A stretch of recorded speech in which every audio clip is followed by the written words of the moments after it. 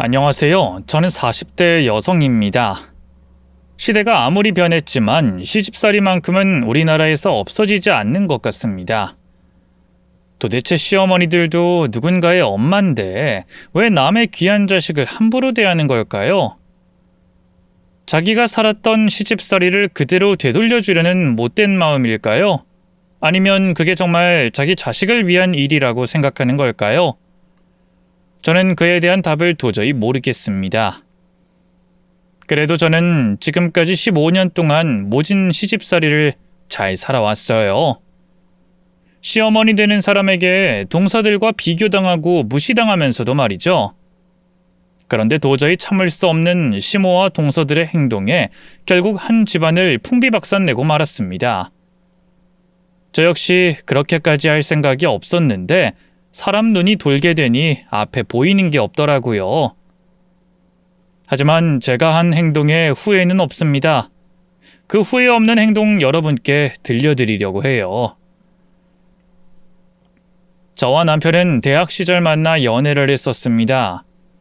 서로 좋아서 사귀었던 건 맞지만 그때는 저희가 결혼까지 하게 될 거라고는 생각하지 못했어요. 한창 공부하고 놀며 대학 생활에 빠져 지낼 때라 결혼 같은 건 한참 먼 일이라고 생각했었거든요. 그런데 남편과 예상에도 없던 속도 위반을 하게 되며 저희는 어쩔 수 없이 어린 나이에 일찍이 결혼하게 됐습니다. 졸업이라도 하고 아이를 낳았으면 좋았겠지만 배가 부른 모습으로 학업을 이어갈 수 없었던 저는 결국 사정상 대학을 다 마치지 못하고 그 이후 아이 엄마로서 주부로서의 삶을 살아가게 됐어요. 대학 졸업 후 당연히 취업을 생각하고 있었던 제게 완전히 다른 제2의 인생이 펼쳐졌던 거죠. 비록 예상하지 못하고 마음의 준비도 없이 덜컥 시작하게 된 주부로서의 삶이었지만 저는 저희에게 찾아와준 아이가 너무 고마웠고 제가 부모가 될 수 있음을 참 감사했습니다. 어쩌다 내가 이렇게 예쁜 아이를 낳았을까 싶어서 아이가 눈에 넣어도 아프지 않을 지경이었죠. 저는 제 아이를 위해 더 좋은 부모가 되려고 열심히 노력하며 살았어요. 그렇게 조금은 서툴지 몰라도 나름 어린 엄마로서의 삶에 잘 적응해가고 있었습니다. 하지만 그런 저와 남편의 생각과 달리 시어머니는 저를 좋아하지 않으셨습니다. 워낙 자식을 아끼는 시어머니라 잘난 아들이 저한테 코가 끼었다고 생각하는 분이셨거든요. 거기다 도대체 얼마나 대단한 며느리감을 원하셨는지 모르겠지만 저희 집안이 형편이 좋은 것도 아니고 사회적으로 명망이나 지위가 있는 집이 아니었기 때문에 평범한 저희 친정이 남편에게 아무런 도움이 되지 않는다며 저를 더 못마땅해 하셨어요. 그래서 초보 엄마로서 살아가기도 벅찬 와중에 저는 시어머니의 미움을 사고 갖은 시집살이를 당하며 힘든 시간을 보낼 수밖에 없었습니다. 가뜩이나 어린 나이에 시어머니께서 보듬어 주셔도 모자랄 상황에 저를 구박하고 괴롭히시니 자꾸 눈물이 날 것 같았어요.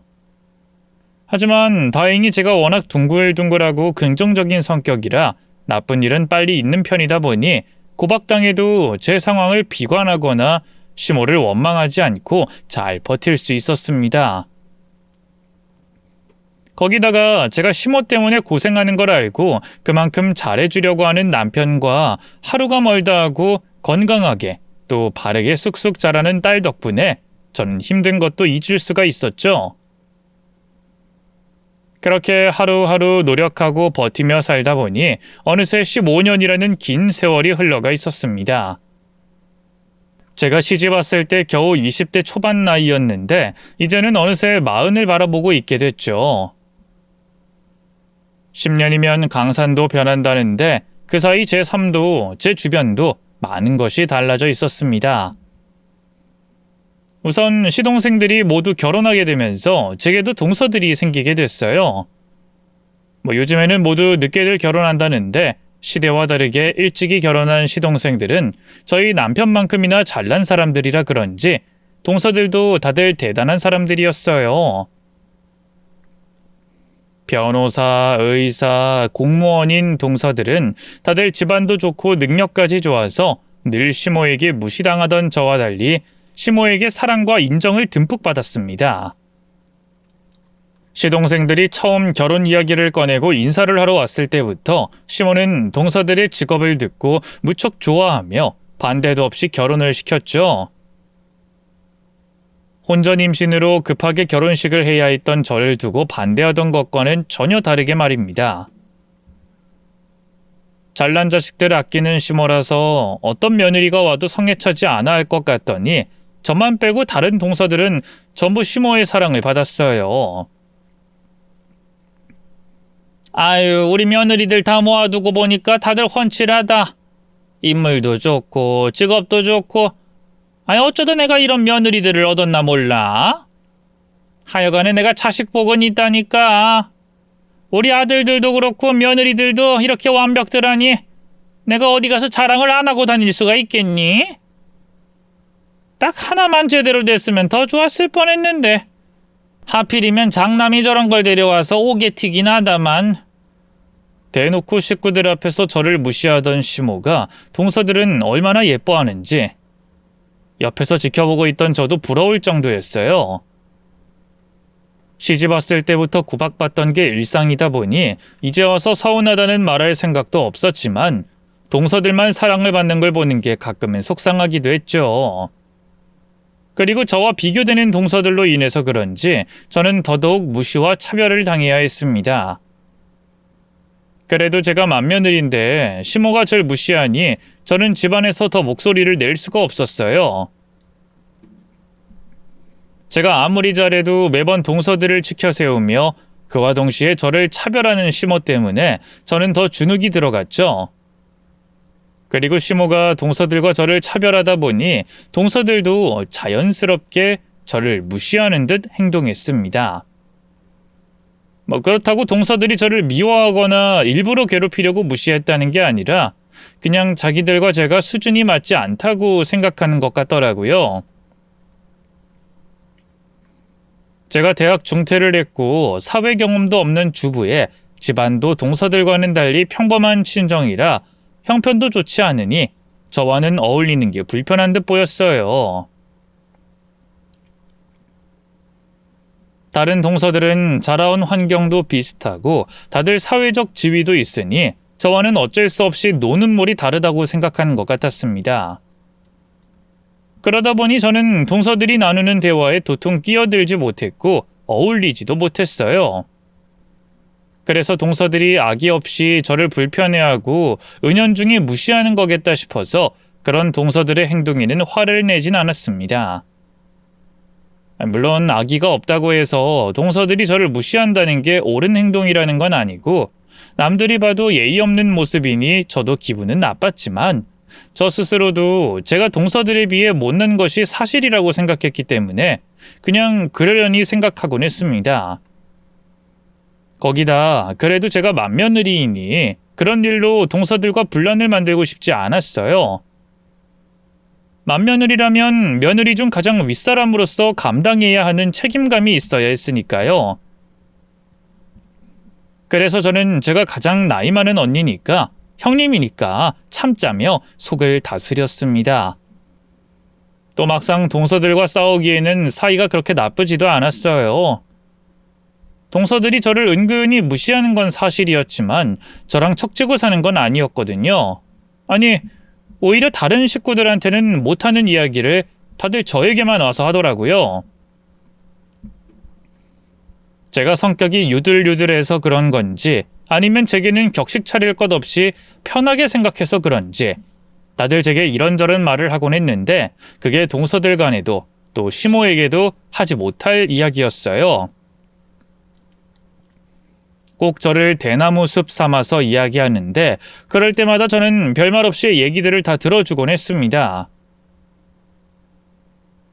얘기 들어주는데 돈 드는 것도 아니고 그런 것도 다 맏며느리 도리라 생각했거든요.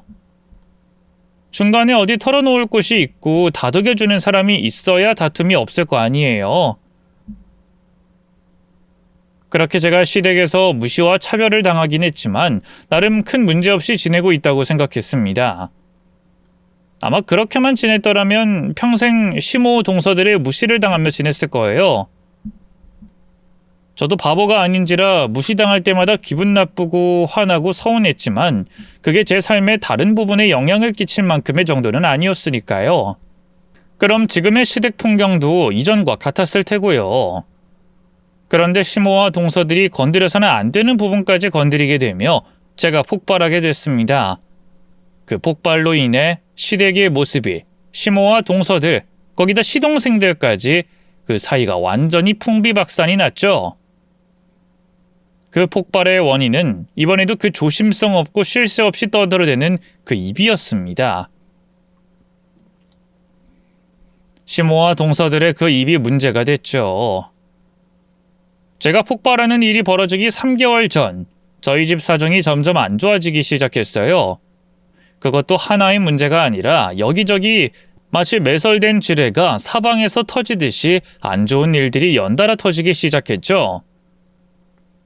정말 여러 일이 있었는데 우선 남편이 투자했던 주식이 심하게 안 되기도 했고 회사에서도 남편이 따르고 일하던 상사가 회사 내 사건으로 일이 터지며 흔히 말하는 라인에 문제 생기며 앞으로의 진급이나 성과에 대한 차질이 예상되기 시작했습니다.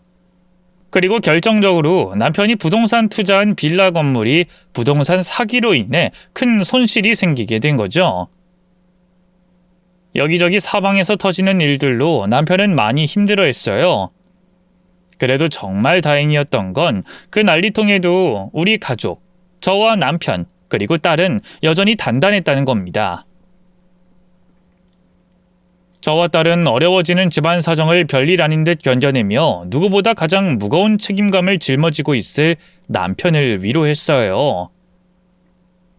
어려울 때 옆에서 힘이 되어줄 사람은 우리밖에 없다는 생각에 남편을 응원하고 가지고 있는 책임감을 나눠 가지려고 했죠. 주부였던 저도 밖에 나가 일을 시작했고 딸도 아빠에게 도움이 되겠다며 아르바이트를 했습니다. 그런다고 남편이 안고 있는 부담감과 해결해야 하는 경제적인 상황에 큰 도움이 되는 건 아니었지만 그렇게 번 돈으로 생활비 메꾸고 남편 힘내라고 밥 사주며 남편을 심적으로 힘낼 수 있게 도왔던 거죠. 덕분에 점점 나빠지던 집안 상황과는 관계없이 우리 가족은 조금의 흔들림도 없었습니다. 오히려 가족끼리 더 단단해지고 있었죠. 하지만 그런 저희 가족과 달리 밖에서 보는 다른 사람들의 시선은 불안하기만 했어요. 대부분의 집안이 외부적 상황이 안 좋아지면 부부 사이가 가족들끼리 사이가 나빠지다 보니까요. 그런 걱정은 저도 충분히 이해하겠는데 시모는 걱정이 아니라 제 탓을 했습니다. 거기다 손녀인 제 딸에게까지 그 원망을 드러냈죠.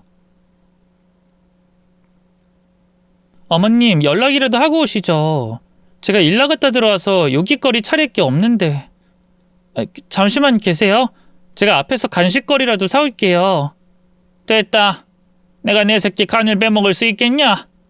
그 돈도 결국 우리 선일이 주머니에서 나올 텐데. 그나저나 너는 밖에서 고생한 선일이 입에 넣어줄 간식거리도 준비 안 해놓고 있니? 이래서 선일이가 힘이 나겠어? 밖에서 그 고생하고 들어왔는데 집안 구석에서는 제대로 된 가장 취급도 안 해주니 힘이 나겠냐고? 저 그이 잘 챙기고 있어요. 음식도 항상 몸에 좋은 걸로 먹고 힘나는 걸로 하고요. 간식도 최대한 몸에 좋은 걸로 해서 직접 만들거나 사 먹이고 있고요. 지금도 막 장 보러 나가려고 했는데 어머님께서 찾아오셔서 못 나간 거예요. 아이고, 말은 또 그렇게 하지. 근데 네가 진짜 내 아들 잘 챙기는지 아닌지 어떻게 알아?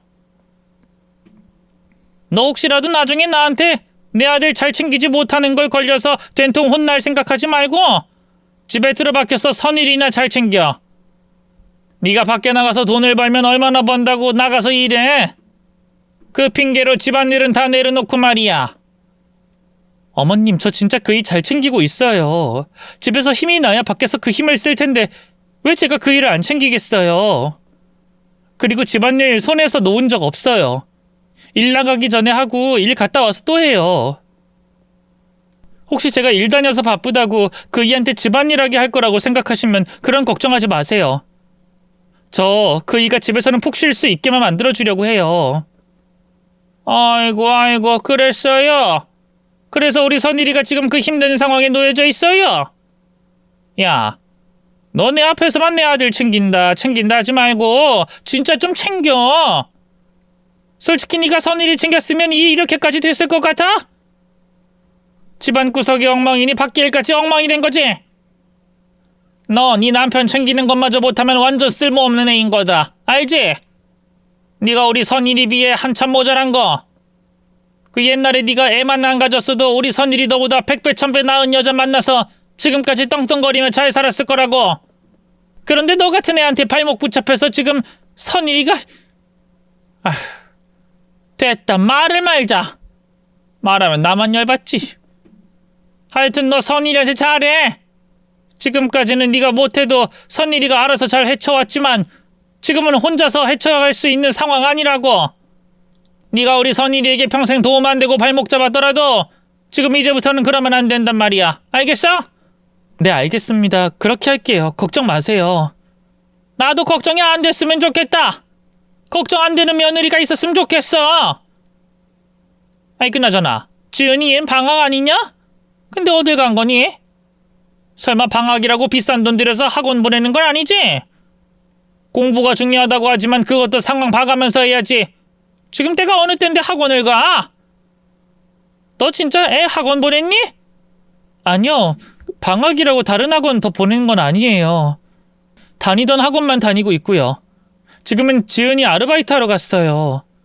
지은이 친구 부모님이 가게를 하는데 마침 일손이 필요하다고 해서 방학 동안 나가서 일해요. 뭐? 그거 진짜 일하는 건 맞아?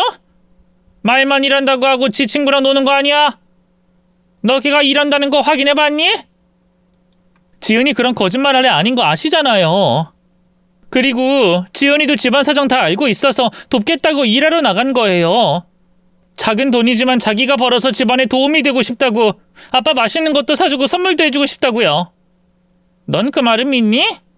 그 나이 때 애들이 얼마나 영악하고 자기밖에 모르는데 그걸 믿어? 아이고, 지은이 그것은 아주 살맛이 났겠네.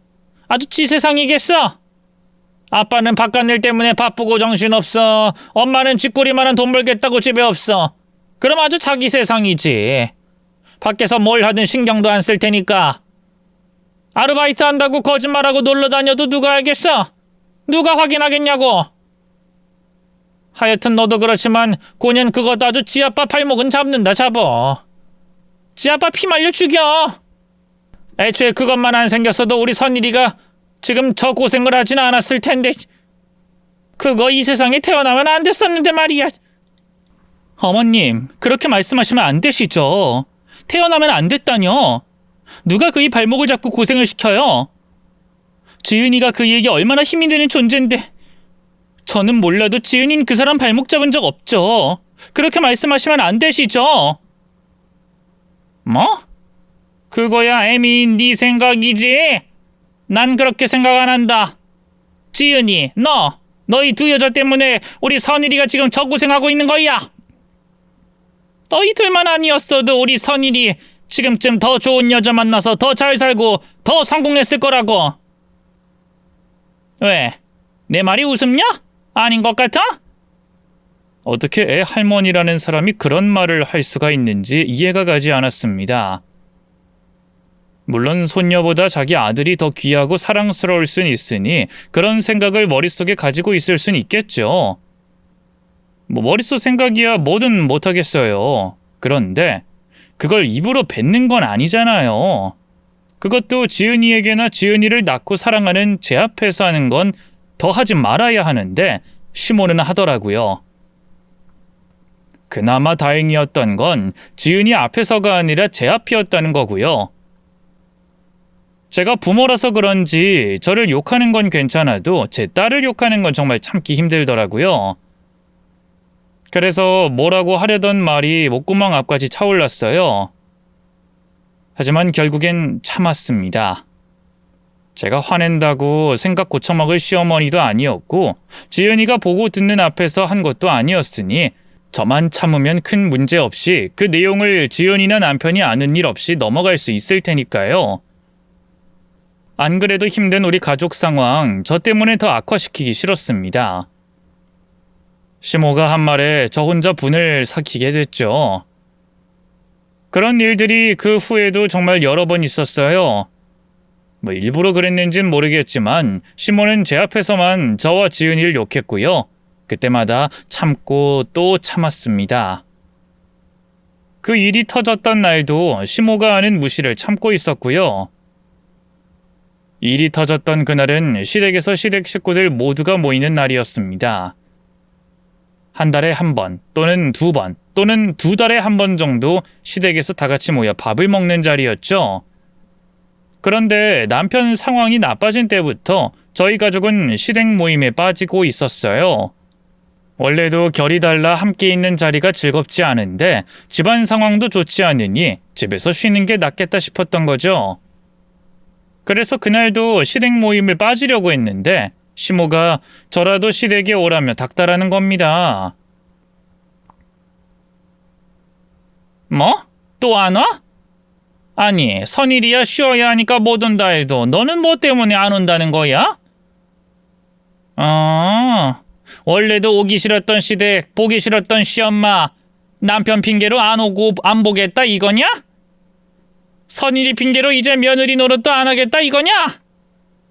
그런 건 아니고요. 남편 저녁도 챙겨야 하고 또 지은이 밥도 먹여야 했어요. 그리고 내일 주말이긴 하지만 전 출근해야 하거든요. 뭐? 출근? 아이고, 누가 보면 네가 대단한 일 하고 있는 줄 알겠다. 아주 너만 일하고 사는 줄 알겠어. 그냥 솔직하게 말하지 그러냐? 시댁 가기 싫다고, 시엄마 싫다고 말하지 그래? 핑계를 대도 그럴듯한 핑계를 대야 속아 넘어가 주지. 너 생각해봐라. 마트인가 어딘가 나가서 일하는 네가 힘들겠냐? 의사, 변호사, 공무원인 네 동서들이 힘들겠냐? 누가 더 힘들겠어? 너네가 2번이나 가족 모임 빠지는 거 봐줬어. 선일이 힘들다고 해서 별일 하지 않고 있는 너도 봐줬다고. 근데 그 정도 봐줬으면 이제 눈치가 있어서 와야 하는 거 아니냐? 너는 뭐 하는 게 있고 무슨 고생한다고 빠지긴 빠져? 그리고 선일이 밥은 미리 못 차려놓냐? 지은이 걘 손이 없어 발이 없어. 아니, 한 끼 편의점에서 사 먹는다고 어떻게 돼? 아니잖아. 아닌데 어디서 그런 핑계를 대고 있어? 너 편한 대로 살려고 하지 말고 맏며느리면 맏며느리답게 집안 행사 모임 거들어라. 남편 내조 뒷바라지 제대로 못해서 선일이 힘들게 만들었으면 맏며느리 노릇이라도 제대로 하려고 해. 알겠어?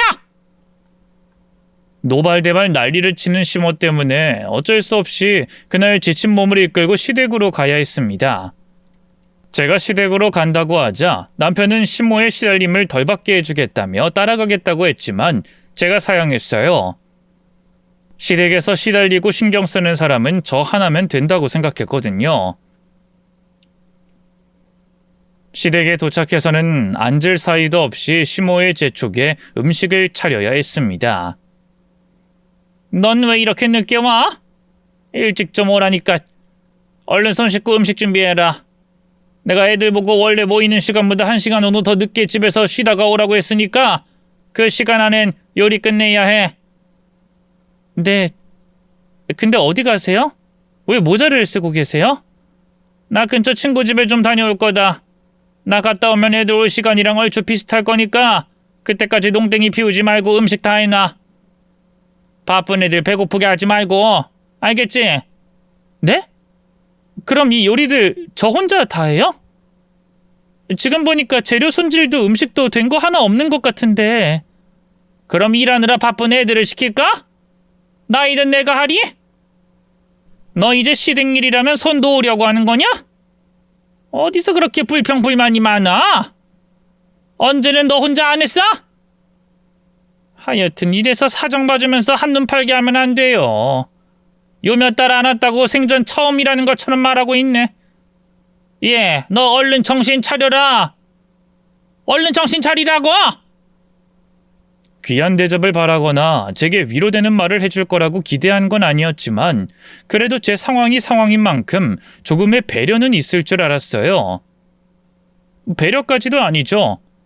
다 같이 먹는 음식, 동서들이든 시모든 같이 하거나 도울 줄 알았습니다. 그런데 저 혼자 주방에 덩그러니 두고 가더라고요. 시동생들과 동서들 올 때까지 요리 다 해놓으라는 말만 하고서 말이죠. 이전에 받았던 푸대접을 생각하면 기분 나쁠 일은 아니었지만 제 상황 때문인지 기분이 더 안 좋았고 더 서운했습니다. 그런데 결국 제 발로 찾아왔고 이런 일이 없을 거라고 생각한 것도 아니었으니 음식이나 했어요. 또 제 성격상 기분 나쁜 일 계속 끌고 가려는 사람도 아니었기 때문에 조금 전 기분 나쁜 일을 잊으려고 요리하는 데 더 열중했죠. 집중한 덕분인지 8명이 먹을 음식을 모두 제 시간 전에 할 수 있었어요. 요리를 마치니 마치 기다렸다는 듯이 시모와 시동생 그리고 동서들까지 도착했고요. 이제 밥 먹는 시간, 뒤치다꺼리하는 시간만 참으면 집에 돌아가 저도 휴식을 취할 수 있었습니다. 저는 몇 시간만 더 참자는 생각으로 상을 차리기 시작했어요. 그런데 상을 펴려고 하자 시모가 음식을 식탁에 차리라고 하는 겁니다. 상 피지 마라. 애들 좌식이 불편해서 소화 안 될다. 네? 그럼 밥을 어디서 먹어요? 식탁에 차리면 돼. 네 시동생들은 밥 먼저 먹었고 나가서 당구 친다고 하니까 안 차려도 되고 그 애들이랑 나랑 너 이렇게만 먹으면 돼. 서방님들 안 드신다고요? 음식을 8인분 넘게 해놨는데. 그리고 저희들끼리만 먹어도 식탁은 부족할 것 같은데요. 의자가 없어서 식탁엔 4명밖에 못 앉아서요. 그냥 상 펼게요. 내가 애들 불편하다고 상 펴지 말라는 말 못 들었어? 하루 종일 고생하고 온 애들 밥 먹을 때도 힘들게 할 거야? 의자가 하나 없으면 네가 안 먹으면 되지. 왜 상을 펴겠다고 고집이야? 그렇게 상 펴고 밥 먹고 싶으면 상 펴서 네가 먹을 음식만 놓고 먹든가. 우리 다 먹고 너 혼자 식탁에서 먹든가. 알아서 해라. 우리는 식탁에서 먹을 테니. 기껏 8인분 넘는 양의 음식을 했더니 시동생들은 밥을 먹고 왔다고 하고 동서들은 하루 종일 일하느라 고생했다며 상이 아닌 식탁에다 밥을 차리라는 겁니다. 식탁에 의자가 4개밖에 안 된다고 하니 저보고 먹지 말든가 혼자서 먹든가 알아서 하라면서 말이죠. 기가 차고 정말 서운했어요. 거기다 이 어이없는 상황을 보고 있는 동서들도 한마디를 하질 않고 있으니 제 기분이 더 그랬고요. 그런 상황에서 제가 뭘 더 말하고 말고 할 수가 없었기 때문에 또 참아야만 했습니다. 어차피 그 집에서 들어가는 밥, 코로 들어가는지 입으로 들어가는지 모를 정도로 기분이 나빴으니 잘 됐다고 생각해 아예 안 먹기로 했어요. 뒷정리할 게 남아있었기 때문에 정리나 하자 싶었죠. 그렇게 저는 주방에서 나머지 뒷정리를 하고 시모와 동서들은 식탁에 앉아 제가 만든 음식을 먹었습니다. 그리곤 일부러 저 들으라고 하는 건지 전보다 더 화기애애한 분위기 속에서 시모와 동서들이 얘기를 나눴어요. 그 얘기를 듣고 있으면 기분이 더 나쁠 것 같았던 저는 일부러 귀를 닫으려고 노력했죠. 이후 식사를 다 마친 시모와 동서들이 자리에서 일어났고 밥을 먹던 중 나왔던 술 이야기가 이어지며 다들 밖으로 나간다고 했습니다. 저로서는 그날 시댁에서 듣던 중 가장 반가운 이야기였어요. 식탁에 있는 설거지거리만 치우면 끝난다는 소리나 다름없었으니까요. 그런데 이제 설거지거리만 치우면 된다고 생각한 그때 제가 더 이상 참을 수 없는 그 일이 벌어졌습니다. 옷을 갈아입으러 시모가 방으로 들어간 그때 주방에서 시모를 기다리던 동서들로 인해서 말이죠. 형님, 밥 너무 잘 먹었어요. 근데 저희랑 얘기도 못 나누고 너무 일만 하신 거 아니에요? 음식도 혼자서 다 하셨다고 들었는데 밥도 같이 못 드시고 뒷정리까지 혼자 하셔서 어떡해요. 저희가 설거지라도 해야 하는데. 아니, 어머님께서 빨리 가자고 성하시니 죄송해요. 아니야, 괜찮아. 나 너무 신경 쓸 필요 없어. 어차피 입맛 없어서 밥 들어가지도 않았어. 그럼 아예 오지 마시지. 괜히 오셨다가 고생만 하시고.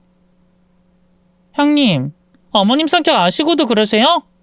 어머니께서 오라고 하셨는데 큰형님 안 왔어 봐요. 난리 나죠. 안 그래도 지금 큰아주버님 일로 큰형님 제대로 눈밖에 났는데.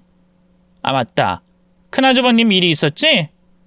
그래서 어머님께서 일부러 더 큰형님한테 못되게 구셨구나. 아휴, 이래서 며느리가 아무리 잘해도 소용이 없어. 결국엔 자기 아들이 잘 돼야 우리 같은 며느리도 대접받는 거라니까. 이런 거 보면 우리가 우리 직업 믿고 있어도 안 돼. 언제 형님 꼴 당하게 될지 모른다니까. 그러니까요. 저도 큰아주버님 이야기 듣고 그때부터 우리 그이 혹시 사고 친 건 없는지 확인했다니까요. 그이 때문에 나까지 형님 같은 취급 받을까봐 말이에요. 근데 우리 남편들이야 그런 사고 칠 걱정 없지 않나? 형님네처럼 외벌이하는 것도 아니고 우리가 형님처럼 능력이 없는 것도 아닌데. 그럼요. 큰아주버님이 그렇게 바보같이 행동한 것도 혼자서 아등바등 열심히 하려다 보니까 그렇게 된 거죠. 그게 아니고서야 그렇게 바보같은 실수했겠어요? 제가 저번에도 우리끼리 있을 때 말했지만 큰아주버님 사기당했다는 소식 듣고 놀라기도 놀랐는데 창피해서 혼났잖아요. 사기가 웬 말이에요, 사기가. 그러니까 처음엔 그 일에 불똥이 우리한테 튈 뻔했잖아. 아니 솔직히 우리가 형님처럼 제대로 된 직업도 없었어 봐. 오늘 어머님께 불려와서 일하고 무시받고 뒤처리하는 게 우리가 됐을 거라니까. 어머 형님들 그만하세요. 큰형님도 뒤에 계시는데. 어머 맞다. 큰형님 계셨지? 형님 죄송해요. 저희가 얘기하다 보니까 흥분해서 형님이 어머님께 당한 게 억울하고 화가 나서 그랬어요. 저희는 형님이 더 대접받았으면 좋겠다는 생각에 다른 뜻은 없었어요. 정말 그런 것 같았습니다. 동서들은 정말 일부러 저 들으라고 한 소리 같지 않았어요. 제가 곁에 있다는 걸 잠시 잊고 자기들끼리 얘기하듯이 얘기한 것 같았죠. 그런데 그게 문제였습니다. 이것들이 저 없는 곳에서 좋은 말 하지 않는다는 건 알고 있었지만 저희 남편까지 욕하는 것 같더라고요.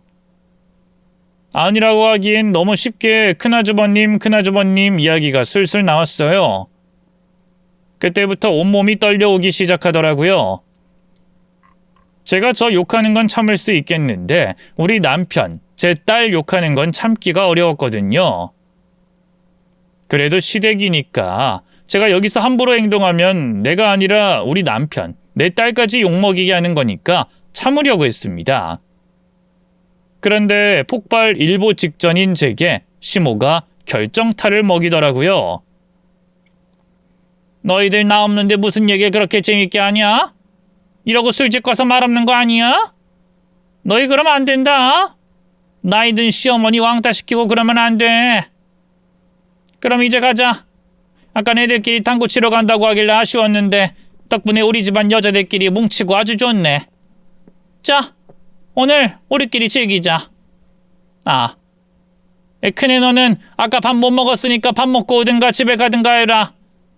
그리고 괜히 음식 데워서 냄새 풍기게 하지 말고 아까 음식 많이 남겨놨다. 그거 잘 주워 먹어. 음식물 쓰레기 나오지 않게 싹 치워 먹어. 알겠지? 그럼 우린 간다. 너 문단속 잘하고 가라.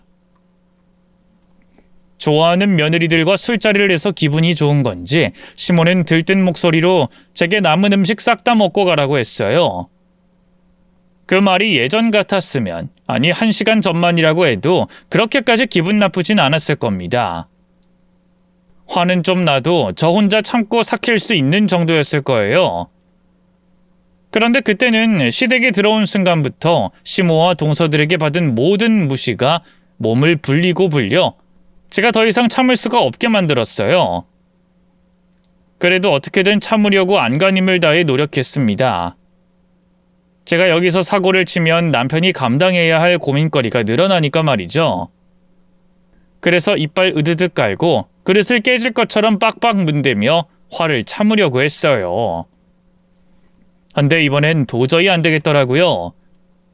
그날뿐만 아니라 그 전에 시모와 동서에게 받았던 모든 무시와 괄시가 다 떠오르면서 제 머리를 터질 것 같이 만들더라고요. 저는 제 속에 있는 화를 표출해야 살 것만 같은 느낌을 받았습니다. 살기 위해서 제 화를, 분노를 표출하기로 했죠. 저는 휴대폰에 전화를 걸었어요. 막내 동서에게 전화를 걸어 지금 어디 있는지 묻고 시모와 동서들이 있다는 술집으로 향했습니다. 술집에 도착해 보니 그 사이 당구장에 있던 시동생들도 합류한 상태였어요. 하지만 예상 밖의 시동생들의 등장이 제 분노를 가라앉게 할 수는 없었습니다. 오히려 더 잘 됐다고 생각했어요. 이번 기회 한 번으로 그 집 식구들 입을 함부로 놀리지 못하게 할 수 있었으니까요. 저는 시댁 식구들이 있는 자리로 걸어가 테이블을 내려치고 당황하는 동서들에게 먼저 한마디 했습니다. 어머 깜짝이야. 형님 왜 이러세요? 동서들 아까 내 앞에서 뭐라고 했어? 큰아주버님이 뭐? 내 남편이 바보같이 뭐? 형님 조금 전에 그 말은요. 야! 너희가 의사, 변호사, 공무원이면 뭐 어쩌라고. 그럼 사람 무시해도 돼? 아니 무시하더라도 평소처럼 나나 무시할 것이지 왜 내 남편을 무시하는데? 너희 원래 너희들끼리 모이면 그렇게 아주버님이고 뭐고 상관없이 욕하고 있니? 이제 나로도 모자라서 내 남편까지 건드려? 이것들이 정말 눈에 보이는 게 없나? 내가 내 남편 욕하는 거 듣고도 가만히 있는 바보로 보여? 형님 죄송해요. 그러니까 그게 저희는 형님 사정이 안타까워서. 맞아요 형님. 말실수를 해서 그렇지 정말 그런 뜻은 아니었어요. 그래 너희는 실수로 사람을 바보 취급하고 개무시하는구나. 이야 우리 동서들 2번 실수하면 사람이 가루가 될 정도로 무시하겠어.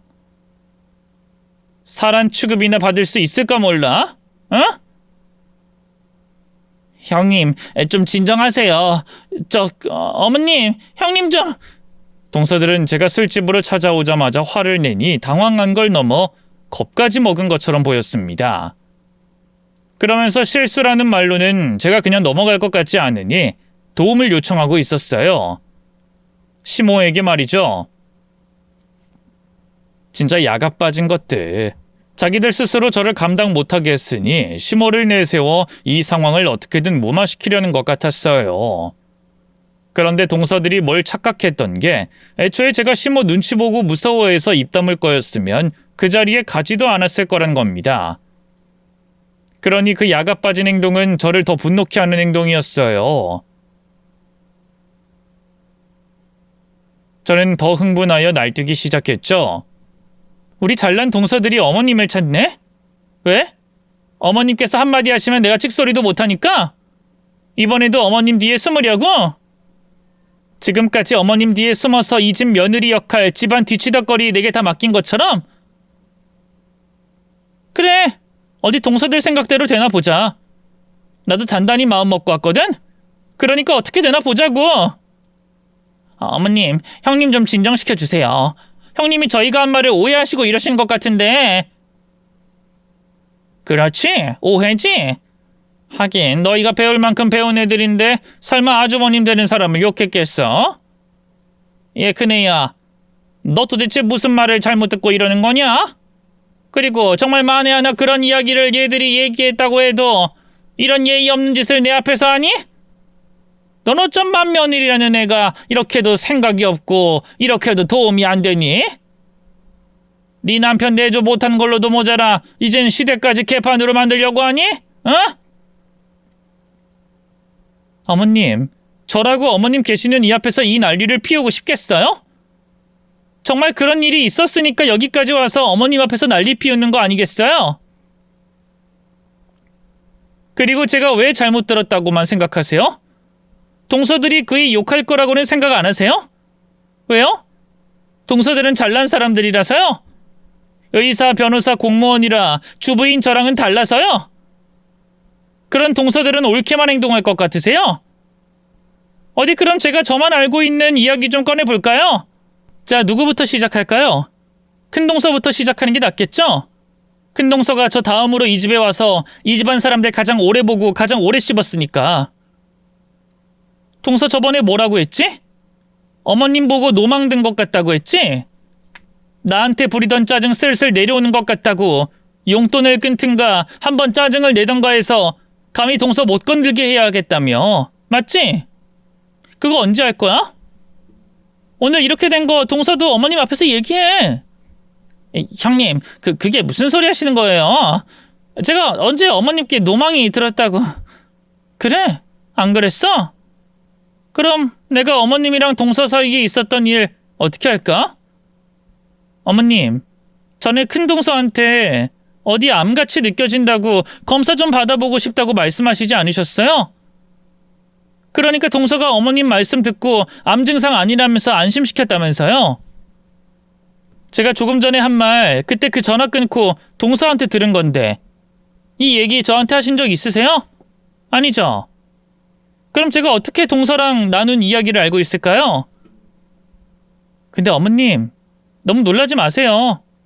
방금 한 이야기 큰 동서가 이제까지 제게 한 말에 비하면 빙산의 일각이에요.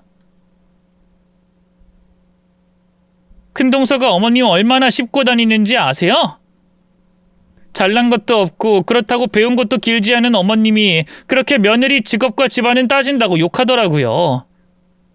전 그래서 동서가 결혼하고 한 1년 정도 지나면 이혼할 줄 알았잖아요. 결혼하고 6개월 만에 어머님 욕을 하고 다녔으니까요. 그리고 그것만 있는 줄 아세요? 어머님이 아끼는 작은 동서는, 막내 동서는 어머님 욕 안 하고 있을 줄 아세요? 제가 들었던 얘기를 어디서부터 어디까지 해야 하는지 어머님께서 저 쉬는 날 잡고 찾아오시면 얘기를 다 해드릴게요. 아니다. 며칠 후에 저희 마트 휴가 주거든요. 그때 얘기하죠. 한 2박 3일은 잡고 말해야 제가 동서들에게 들었던 어머님 흉 반 정도는 얘기할 수 있을 것 같은데. 뭐? 너 그게 정말이니? 정말 얘들이 내 욕을 하고 다녔어? 그럼요. 정말이죠. 야, 너희들이 얘기해봐. 내 말 거짓말이니? 너희 어머님 욕한 적 없어? 어디 안 했으면 말해봐.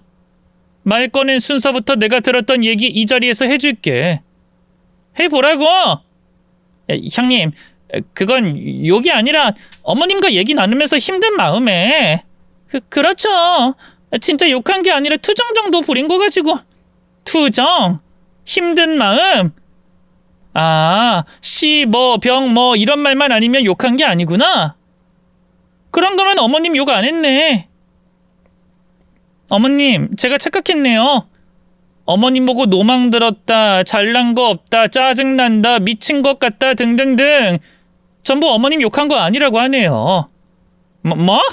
이것들이... 어머님, 그런 거 아니에요.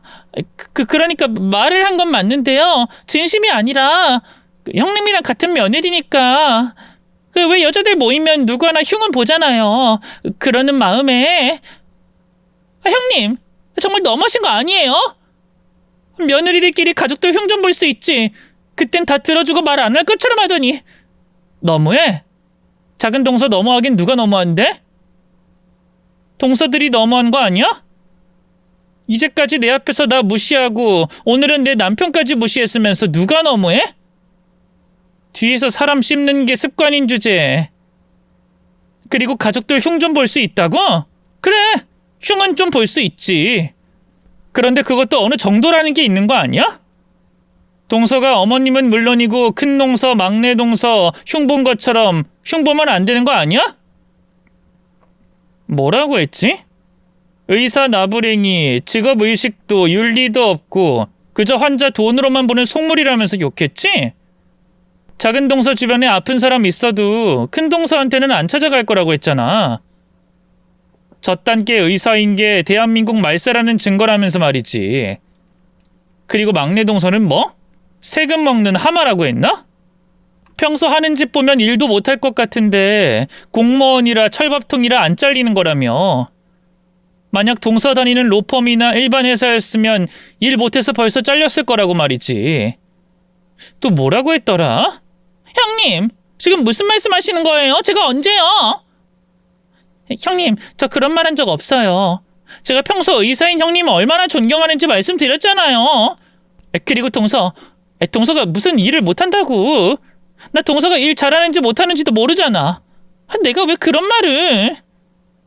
작은 동서, 너무 애쓸 필요 없어.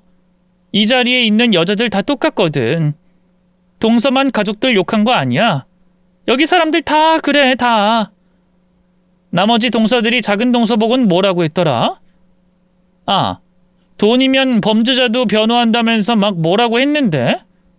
그리고 동서 집안 가지고도 뭐라고 했더라? 아, 큰 동서가 졸부 느낌 난다고 했어.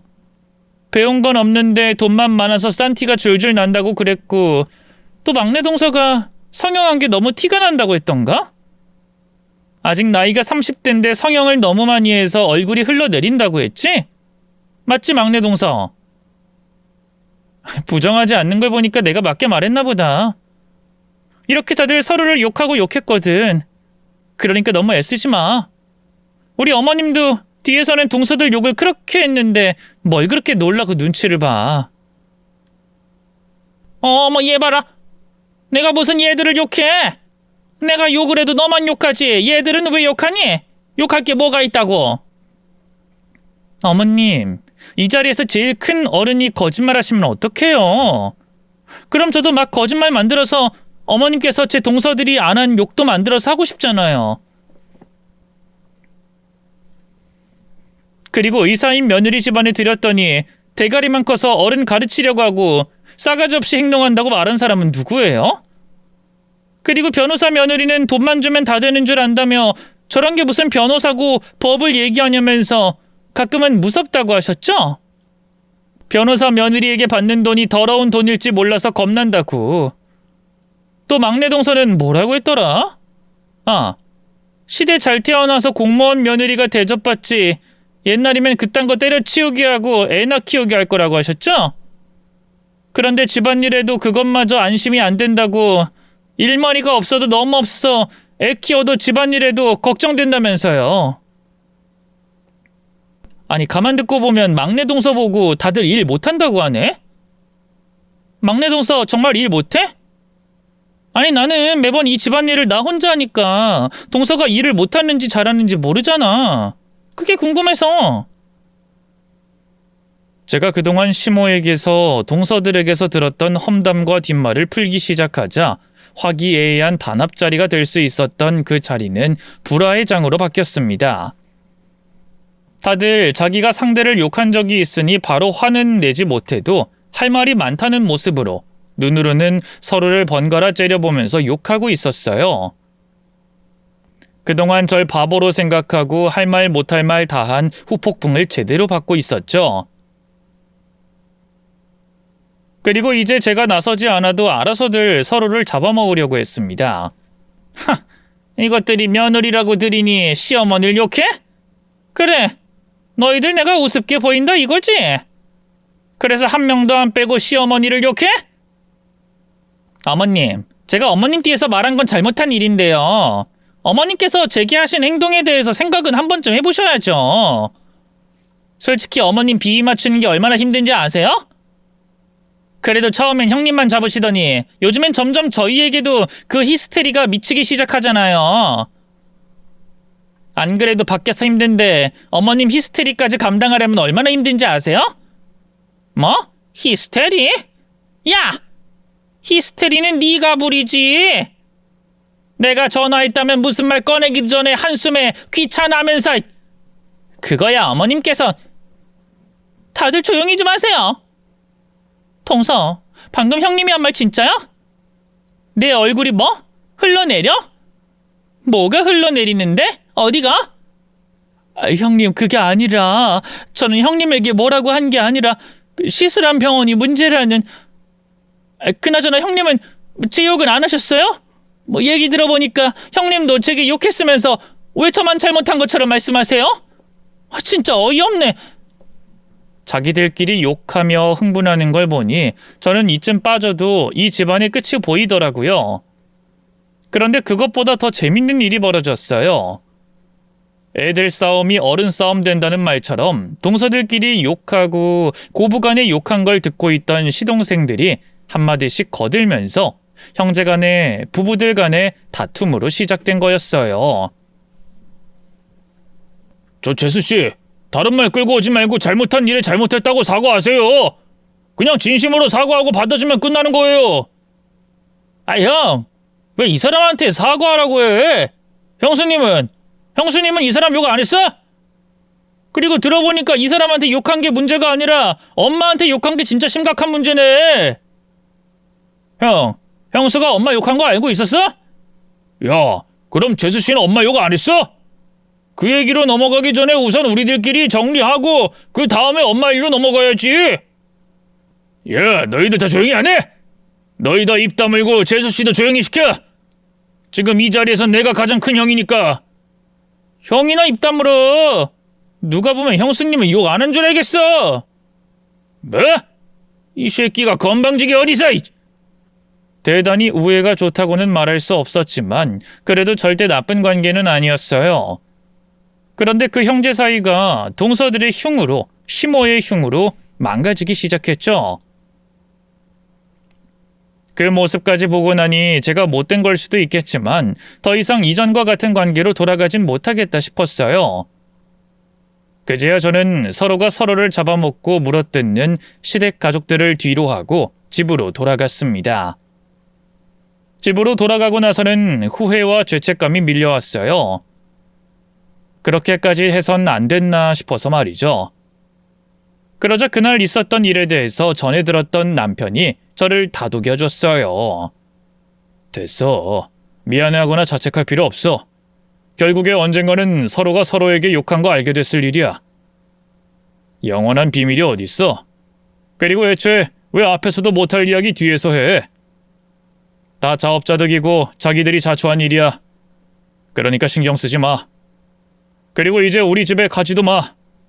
우리 엄마나 내 동생들, 제수 씨들이 당신에게 사과할 것 같지도 않고 앞으로도 당신에게 잘해줄 것 같지도 않은데 뭐하러 혼자 애를 써.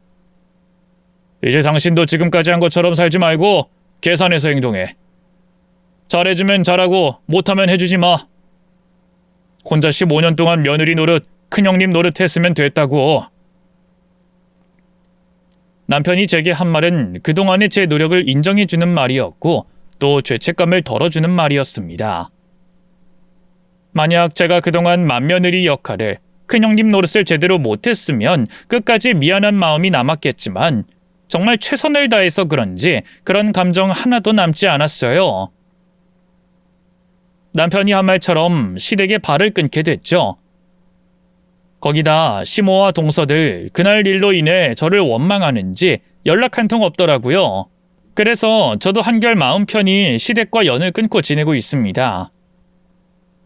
나중에 시댁 식구 중 누구 하나 연락이 올 거라 예상하는데요. 연락 오고 만나더라도 아마 저번 일 때문에 제게 함부로 못할 거라고 생각하고 저도 이전처럼 무시당하고만 있진 않을 거예요. 무조건 제가 참는다고 좋은 방향으로 향하지 않는다는 걸 알게 됐으니까요. 제 사연을 듣고 여러분께서는 저처럼 시댁 식구든 누구든 무시당하는 삶은 안 사셨으면 합니다. 사람 무시하는 인간들 쉽게 변하지 않더라고요. 결국에 그 사람들과의 연이 좋지 못하기도 하고요. 그럼 사연을 다 얘기한 저는 이쯤에서 글을 끝내겠습니다. 다들 안녕히 계세요.